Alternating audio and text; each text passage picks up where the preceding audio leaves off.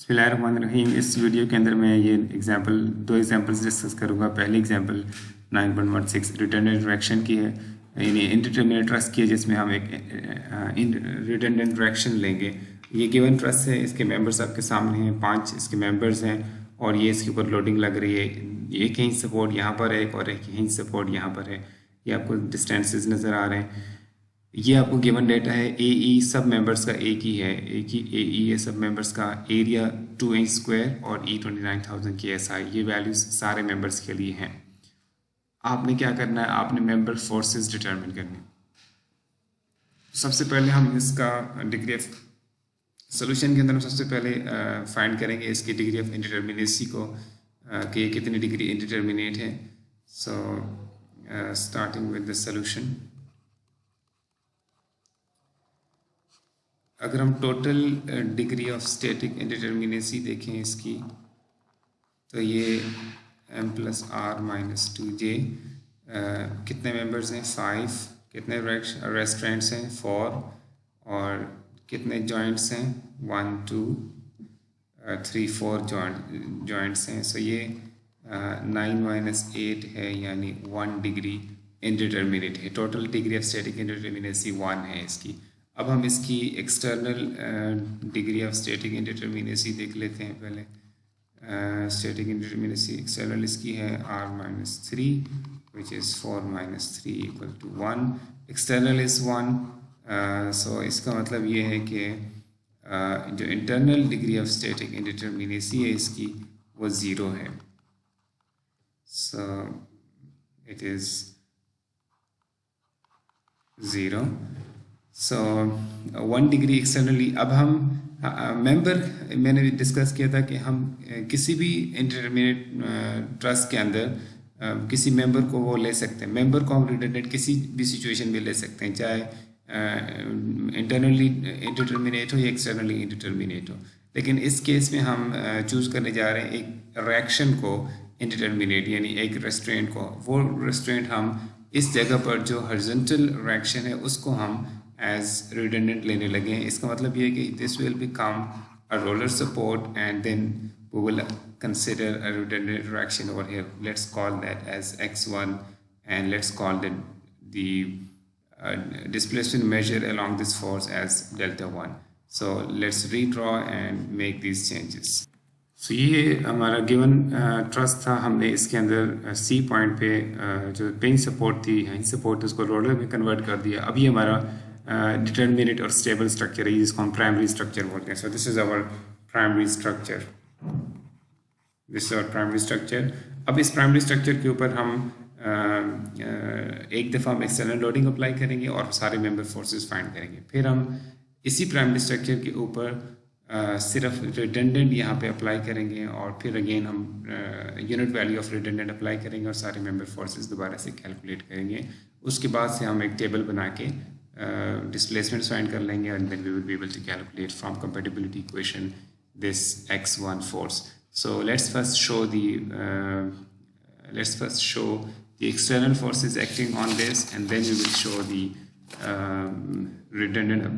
unit value of redundant acting on this primary structure. So first we are going to apply the external loading to this, which is 6 kips and 4 kips, and then you will have to determine all the member forces.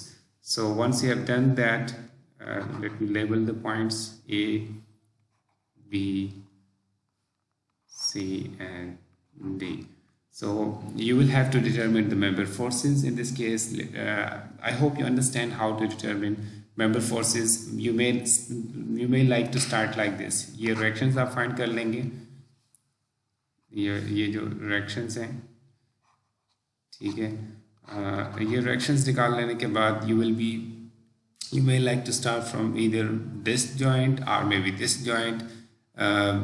आप इसको I hope easily कर सकते हैं। इस joint पे आप करेंगे तो आपके पास एक ये ऊपर वाले मेंबर की फोर्स, एक नीचे वाले मेंबर की force, assuming it to be tensile, और फिर आपके पास एक यहाँ पे ये वाला रिएक्शन होगा और ये आपको नोन होगा, तो इन दो को आप फाइंड आउट कर सकेंगे। जब ये दोनों आपको नोन हो जाएंगी, उसके बाद you may go to this one, this joint, ये दोनों डायरेक्शंस आपको नोन होंगी। और उसके बाद एक मेंबर वाली फोर्स, ऊपर वाली और नीचे वाले की फोर्स, ये दोनों आप डिटरमिन कर सकेंगे क्योंकि ये दोनों आपको नोन होंगी। So once you have done that, ये दोनों मेंबर फोर्स आपको पता चल जाएंगी। एक मेंबर के अंदर फोर्स रह जाएगी, आप चाहे आप इससे स्टार्ट करके कर लें या इससे कर लें, in either case you will be able to get. For example D की फ्री बॉडी डायग्राम आप जब आप ड्रॉ करेंगे तो ये फोर्स आपको इस वक्त अननोन है, ये आप डिटरमिन करेंगे। ये वाली जो दो मेंबर्स की फोर्सेस हैं ये आपको नोन होंगी, सो इससे आप ये वाली फोर्स कैलकुलेट कर लेंगे by summation F Y equal to 0 consider करके। So this is I think just simple application. Carefully अगर आप हैंडल करते जाएंगे सारे डाटा को तो you should be able to determine this. So मैं इसको रिमूव कर रहा हूँ and I just write down the final results. So those results are, this would be you know 14.16 kip. Positive sign का मतलब है कि ये टेंसाइल है, और इसके बाद ये वाला हो जाएगा 7.5 किप, सॉरी 7.5 किप। और फिर उसके बाद अगर हम देखें तो ये इस मेंबर में -10.21 किप, और इसके साथ भी किप लिखना था, और ये ये वाला भी -10.21 किप। और ये जो बीच वाला मेंबर है वर्टिकल मेंबर, बीटी मेंबर, इसके अंदर फोर्स है बल्कि इसको ऐसे कर लेते हैं -11.33 किप, यानी compressive 11.33 kip. So this is how, ये आपका मैंने जस्ट फाइनल रिजल्ट लिख दिया। You will do the member forces find करेंगे एनालिसिस करके, and then you will may be draw it like this, और उसके ऊपर आप हर मेंबर के ऊपर फोर्स लिख देंगे। नेक्स्ट आप क्या करेंगे कि इसी प्राइमरी स्ट्रक्चर के ऊपर एक्सटर्नल लोडिंग हटा देंगे। तो ये primary structure was subjected to external loads,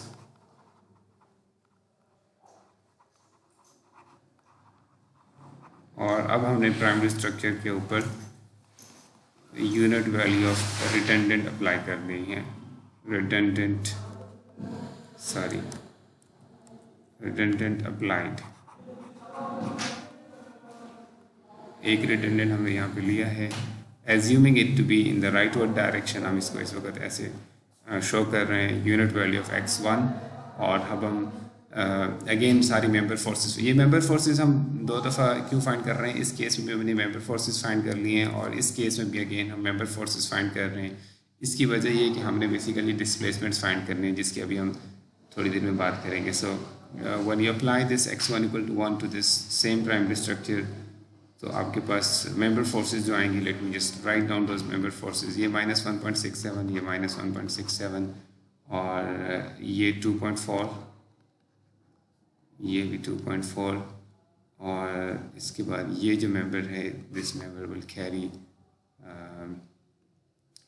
about 2.67, इसके अंदर फोर्स होगी 2.67। सो दिस इज़ हाउ, ये भी आप खुद से सॉल्व कर लेंगे by using your basic procedure, जो जॉइंट मेथड है वो आप यूज़ कर लें, और ये मेंबर फोर्सेस आप निकाल लें। Next you will be finding again some displacements. Let's draw a table and then determine those displacements. Table जो है वो मैंने एक्सेल में बनाया है, क्योंकि मैं कंप्यूटर पे काम कर रहा हूँ तो मैंने कंप्यूटर पे बना दिया। आप ज़ाहिर है कैलकुलेटर यूज़ करेंगे तो आप थोड़ा सा हाथ से प्रैक्टिस कर लीजिएगा ताकि आप बना सकें। टेबल के अंदर कॉलम्स हम पहले डिस्कस कर चुके हैं, कौन कौन से कॉलम होंगे। मेंबर, इसका नाम क्या है, उसकी लेंथ कितनी है, ये लेंथ्स आप ज्योमेट्री से वर्कआउट कर सकते हैं, ट्रिग्नोमेट्री, पाइथागोरस थ्योरम यूज़ करके, या कोई भी जो आपको अच्छा लगता है मेथड यूज़ करके आप फाइंड कर सकते हैं। एरिया आपको डायरेक्टली गिवन था, 2 इंच स्क्वायर कांस्टेंट सबके लिए। L over A simply in दो से आ जाएगा, L divided by A, so 300/2 150 and so on. इसी तरह F0 ये मैंने यहाँ से उठा लिया, ये जो फोर्सेस थी these are F0, sorry these are, ये जो फोर्सेस है मसलन AB फोर्स 7.5 किप है, तो ये F0 फोर्सेस जो मेंबर फोर्स आपको नज़र आ रही, these are we have labelled them as F0। यानी F0 कौन सी फोर्सेज हैं, member forces when primary structure is subjected to the external loading. इसो ये मैंने यहीं से 7.5 14.16 एंड सो ऑन मैंने टेबल के अंदर यहाँ से इंसर्ट कर दिए हैं ये वाली वैल्यूज़। और फिर मैंने डेल्टा एफ, ये जो फोर्सेस हैं ये वो फोर्सेस हैं जब हम यूनिट लोड यहाँ पे अप्लाई करें और फिर मेंबर फोर्सेस फाइंड करें तो these member forces have been labelled as delta F. कुछ लोग इसको स्मॉल यू या इस तरह से स्मॉल एफ इस तरह से कुछ लिख लेते हैं, या इस बुक में small delta F term use की जाती है। बहरहाल जो जैसे एक रिप्रेजेंटेशन है, आप जो भी यूज़ करना चाहेंगे यूज़ कर सकते हैं। सो ये डेल्टा एफ इन केप्स आपके पास आ गई। अब ये अगेन ये वाली कैलकुलेशन और ये वाली कैलकुलेशन ये इन दो डिस्प्लेसमेंट्स को फाइंड आउट करने के लिए, मसलन डेल्टा 1 कैलकुलेट करने के लिए you will use this formula, and for delta 1 naught you will use this formula. Delta 1 और delta naught क्या चीज़ है? Let's first talk about delta 1 naught.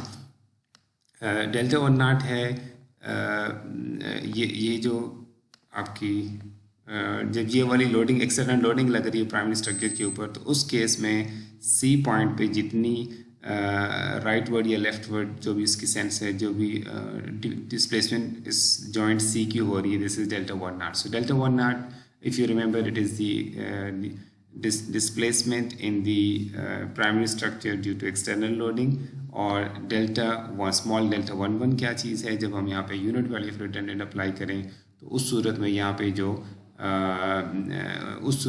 पे जो इसी लोकेशन पे जहाँ पे आपने अप्लाई किया हुआ है redundant unit value of unit force आपने अप्लाई की उसी जगह पे, यानी जहाँ सी पॉइंट है इस केस में हॉरिजॉन्टल डायरेक्शन में यूनिट रोल अप्लाई किया, तो हॉरिजॉन्टल डायरेक्शन में ही हमने जो है वो फाइंड किया, डिस्प्लेसमेंट फाइंड की है। सो बेसिकली अगर आप देखें तो ये वैसे तो ये आप पढ़ चुके हैं कॉन्सेप्ट, लेकिन मैं थोड़ा सा क्विकली आपके सामने रिपीट कर देता हूँ। खाली अगर हमें डेल्टा 1 नॉट का कहा जाता है, यानी आप समझ लें कि इस फोर्स मेथड से बाहर निकल के डिस्प्लेसमेंट वाले टॉपिक पे लेट से आप चले गए, यानी काइंड ऑफ फोर्स मेथड के अंदर आपको पता है you need to find displacements a number of times at different locations and may be in different directions. So ये डेल्टा 1 नॉट फाइंड करने का, अगर खाली डेल्टा 1 नॉट ही फाइंड करना होता तब भी हमें, यानी खाली अगर यहाँ पे डिस्प्लेसमेंट फाइंड करनी होती राइट हॉरिजॉन्टल डायरेक्शन में, तब भी हमें ये वाला एनालिसिस जो हमने यहाँ पे किया हुआ है, यानी वो लोड्स, यानी इन लोड्स लगने की वजह से खाली ये डिस्प्लेसमेंट फाइंड करनी होती, तब भी हमें ये करना पड़ना था कि ये मेंबर फोर्सेस अब निकालते और फिर हम यहाँ पे जिस सी पॉइंट पे जो कि हॉरिजॉन्टल डायरेक्शन में डिस्प्लेसमेंट रिक्वायर्ड होती, तो हम सी पॉइंट पे यूनिट वर्चुअल लोड अप्लाई करते हैं और सारे मेंबर फोर्सेस फाइंड करते हैं। और इस तरह से अगर मैं उस टेबल को यहाँ पे कॉपी कर सकूँ ये, तो हम ये जो क्वांटिटी है ये फाइंड कर लेते हैं इस तरह से, यानी डेल्टा 1 नॉट को इस तरह से फाइंड करते हैं। ये वाली, यानी ये वाली आपको वैल्यूज़ की ज़रूरत पड़ेगी। एफ नॉट की वैल्यू चाहिए होगी, यानी एक्सटर्नल लोडिंग जो आपने लगाई है, यानी ये जो लोडिंग लगाई, एक्चुअल जो आपके पास लोडिंग लग रही है वो लोडिंग आप लगा के मेंबर फोर्सेस कितनी प्रोड्यूस होती हैं हर मेंबर के अंदर मेंबर फोर्स, और फिर इसी तरह से यूनिट वर्चुअल लोड अप्लाई करके जो हर मेंबर में फोर्स है वो आपको रिक्वायर्ड होगी, जो कि हमने यहाँ पे लिस्ट डाउन की हुई है। और उसके बाद फिर हम ये क्वांटिटी हमारे पास इजीली रेडी, ये एल और ए ई ये हर मेंबर की बेसिकली वो है फ्लेक्सिबिलिटी है। सो ये फ्लेक्सिबिलिटी कांस्टेंट आप कह लें एक मेंबर का है एल ओवर ए ई, जितना एल ओवर ए ई ज़्यादा होगा उतनी उसकी फ्लेक्सिबिलिटी ज़्यादा होगी, या दूसरे फॉर्म उसकी ये स्टिफनेस का अपोजिट है, स्टिफनेस के लिए हम ए ई ओवर एल लिखते हैं। बहरहाल ये क्वांटिटीज़ फिर आप इस तरह से फाइंड करके इनको सम अप करके ये आपके पास पैरामीटर आ जाता है। ये जो डिस्प्लेसमेंट का आंसर आया है -0.4325 इंच, ये यहाँ पे प्रोड्यूस होती है हॉरिजॉन्टल डायरेक्शन में जब आप ये लोडिंग अप्लाई करते हैं, यानी ये डिस्प्लेसमेंट आपको पता चल गई है। इस माइनस साइन का ये मतलब है कि ये जो आपकी डिस्प्लेसमेंट की सेंस है ये वाली, this is opposite to the direction of this unit load, या उस यूनिट लोड की वजह से जो ज़ाहिर यूनिट लोड की वजह से डिस्प्लेसमेंट उसी डायरेक्शन में होगी ना जिस डायरेक्शन में यूनिट लोड लगेगा। सो इस डायरेक्शन के अपोजिट प्रोड्यूस हो रही है, यानी ये लेफ्ट वर्ड प्रोड्यूस हो रही है। You can write with it that this delta 1 not is equal to -0.4325 inch, and this minus actually means कि ये 0.4325 inch इसका मतलब ये है कि ये अपोजिट है to the direction of unit load, और यूनिट लोड की डायरेक्शन चूँकि राइटवर्ड है तो हम कह सकते हैं कि this is 0.4325 inch to the left. ठीक है, ये इसके साथ सेंस आ गई।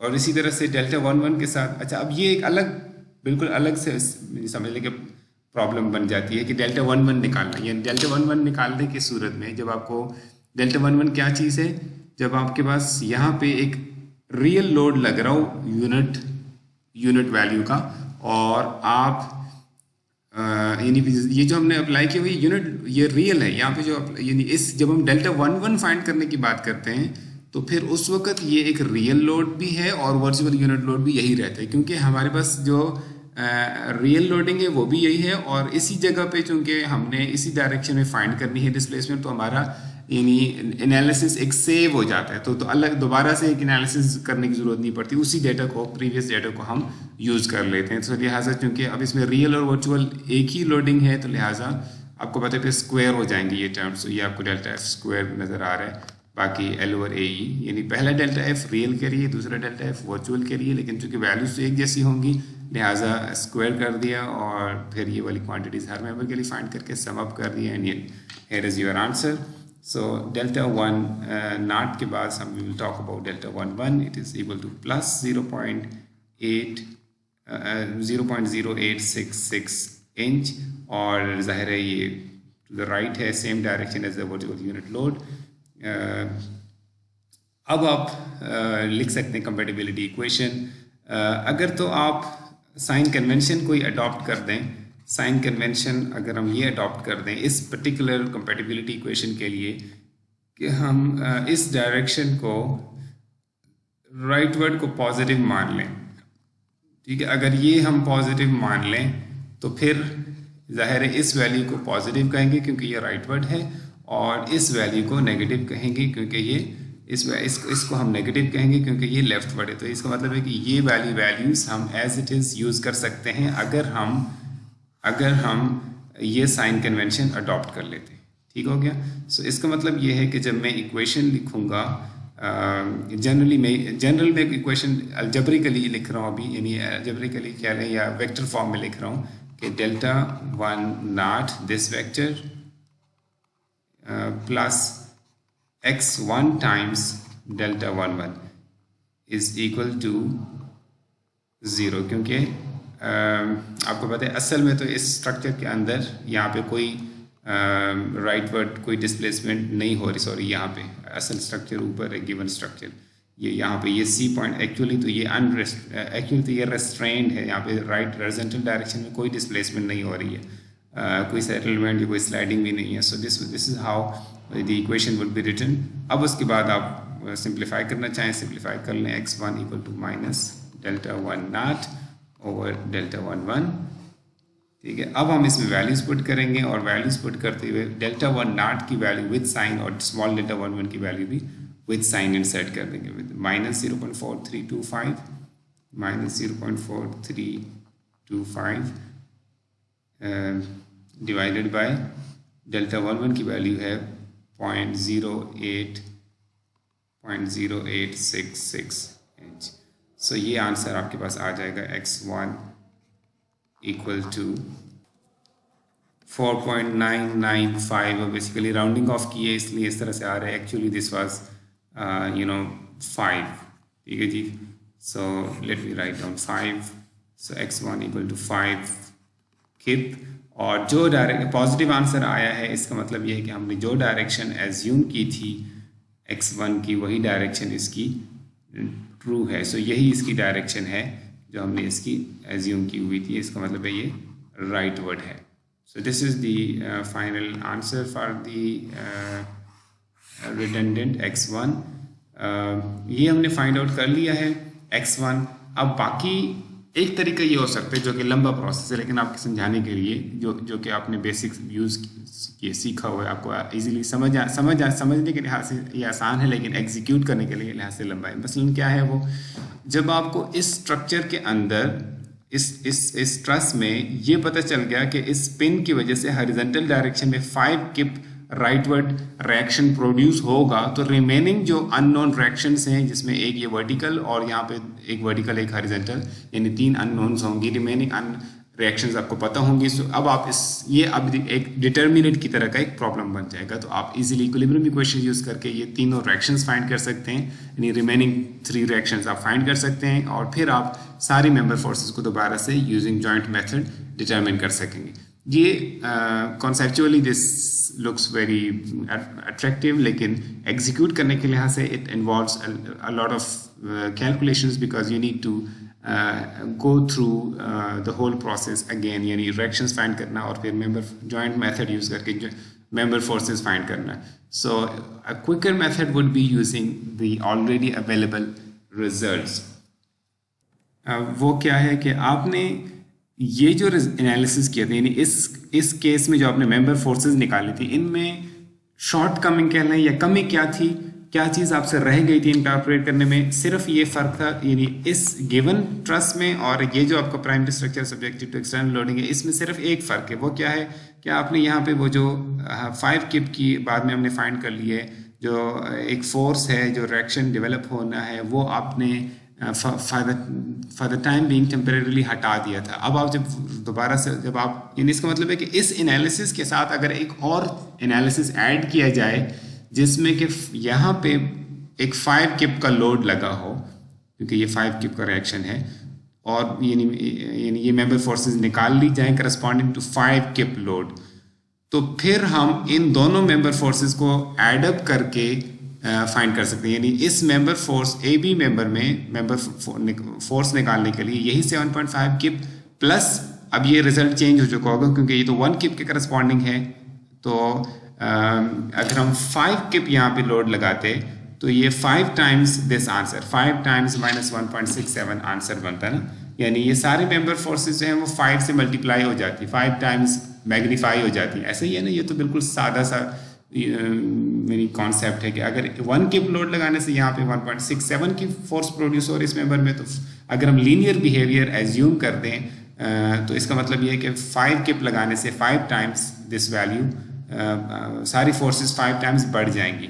सो इसका मतलब है सिंपली 5 इनके साथ ऐड हो जाएगा। अब मैं क्योंकि ये डायग्राम में मैं इसको यहाँ पे लिखने के बजाय अपने टेबल के अंदर ही इसको इनकॉर्पोरेट करता हूँ। फॉर एग्जाम्पल, यानी इसका मतलब ये है कि इस मेंबर में नेट फोर्स कितनी हो जाएगी, अगर मैं इस मेंबर के लिए आपको करके दिखाऊं, इट वुड बी 7 किप, ठीक है, जो कि बेसिकली क्या है, एफ नॉट, ठीक है, एफ नॉट प्लस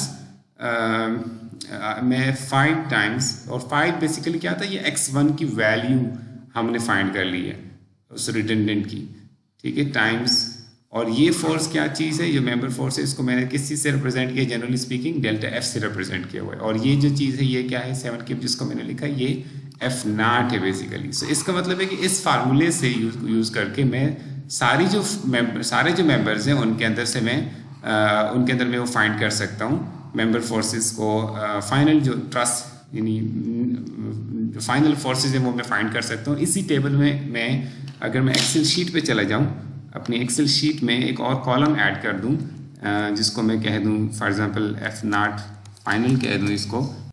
सो ये एफ नॉट फाइनल मैं इसको कह सकता हूँ, this is also in kips. तो और मैं अब सिंपली क्या करूँगा, ऊपर मैंने अच्छा यहाँ पे मैं इसका फार्मूला लिख देता हूँ। फार्मूले से मुराद ये है कि मैं इसको शो करना चाहूँ, अगर मैं इसको डिस्प्ले करना चाहूँ, वैसे आपको पता है, वैसे चलो साथ में एक्सेल का आपको बता दूँ, अगर मैं इक्वल टू से स्टार्ट करूँगा तो एक्सेल एज्यूम करेगा कि मैं कोई फार्मूला लिखने जा रहा हूँ, लेकिन मैं यहाँ पे फार्मूला नहीं एंटर कर रहा, मैंने फार्मूले यहाँ पे एंटर करना शुरू करना है। यहाँ पे मैं जस्ट एक टेक्स्ट वैल्यू मुझे चाहिए, तो अगर ऐसा करना हो तो आप एक इक्वल टू लिखने के बाद यहाँ पे ये कॉमर्स, 2 इन्वर्टेड कॉमर्स जो होते हैं जिस तरह से आप वो लगा दें, और उसके बाद आप जो कुछ लिखेंगे वो एज इट इज़ डिस्प्ले होगा। या आप सिंपली ऐसे भी मैं सिंपली लिख सकता हूँ, मैं इसको लिख देता हूँ एफ नॉट यानी दिस वैल्यू, ये वाली value F not plus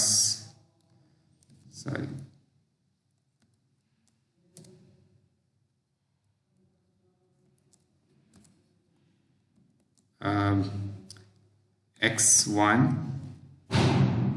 into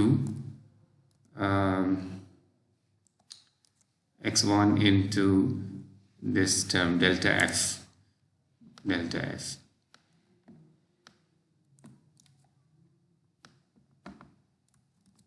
क्योंकि ये मेरा इस फार्मूले को मैं यूज़ कर रही हूँ, यानी एफ नॉट की value from over here plus x1 चूँकि मैंने 5 फाइंड किया हुआ है तो मेरे पास ये कांस्टेंट है इनटू यानी सारे मेंबर्स के लिए एक ही वैल्यू रहेगी ना, x1 तो एक हॉरिजॉन्टल डायरेक्शन था, इनटू डेल्टा एफ मेरे पास यहाँ से आ जाएगा and I just insert this.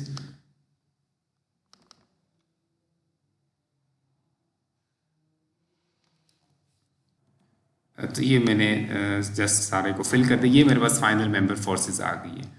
So this is how you can easily calculate without having to resolve using the previous data already available to you.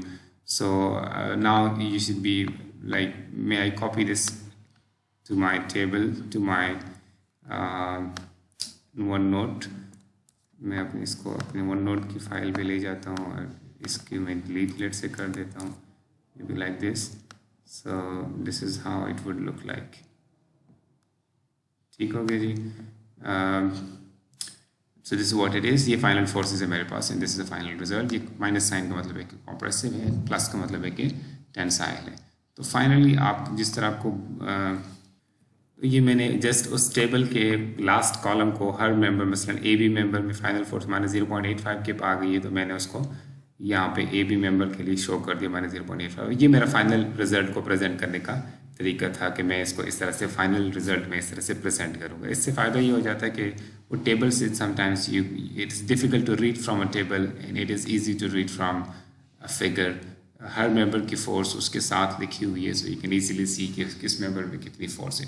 So this is how you will be presenting your final answer, and this is the end of this solution.